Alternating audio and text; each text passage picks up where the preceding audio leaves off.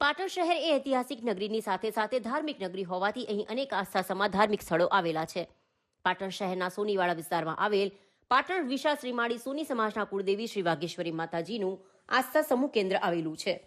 શ્રી વાઘેશ્વરી માતાજીના મંદિર પાસે અન્નપૂર્ણા માતાજીનું પણ આસ્થા સમૂહ કેન્દ્ર આવેલું હોવાથી દર વર્ષે 21 દિવસનો અન્નપૂર્ણા મહોત્સવ પાટણ વિશાળ શ્રીમાળી સોની સમાજ દ્વારા ઉજવવામાં આવતો હોય છે।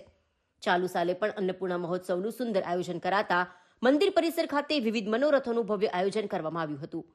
અન્નપૂર્ણા માતાજીની પાલખી યાત્રા વાજતે ગાજતે મંદિર પરિસર ખાતેથી નીકળી જૂનાગંજ બજાર, હિંગળા ચાચર મુખ્ય રાજમાર્ગો પર થઈ સોનીવાડા થઈ નિજ મંદિરે પરત ફરી હતી। શોભાયાત્રામાં પાટણ વિશાળ શ્રીમાળી સોની સમાજની બહેનો દ્વારા ગરબે ઘૂમીને માતાજીની આરાધના કરતા જોવા મળ્યા હતા। આ પ્રસંગે પાટણ વિશાળ શ્રીમાળી સોની સમાજના પ્રમુખ નેહલભાઈએ જણાવ્યું કે અન્નપૂર્ણા મહોત્સવને લઈને માતાજીની પાલખી યાત્રા કાઢવામાં આવી છે અને અન્નપૂર્ણા મહોત્સવને લઈને વિવિધ મનોરથો પૂર્ણ થયા છે।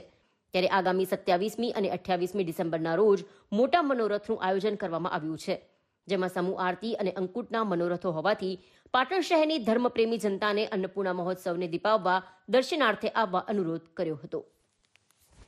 દર વર્ષની જેમ આ વર્ષે પણ પાટણ વિશાળ શ્રીમાળી સોની જ્ઞાતિ દ્વારા અન્નપૂર્ણા મહોત્સવનું આયોજન 21 દિવસના અન્નપૂર્ણા મહોત્સવનું આયોજન થયું છે, જેના ભાગરૂપે આજે શોભાયાત્રાનું આયોજન કરવામાં આવ્યું છે, જે ધામધૂમથી સોનીવાડામાંથી નીકળી લીલ બજાર થઈ અને ફરી નિજ મંદિરમાં પધારવાની છે।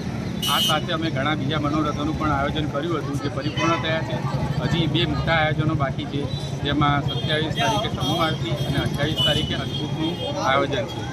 પાટણની ધર્મપ્રેમી જનતાને આપના માધ્યમથી અમે દર્શન કરવા આવવા માટે આવકાર આપ્યા છે।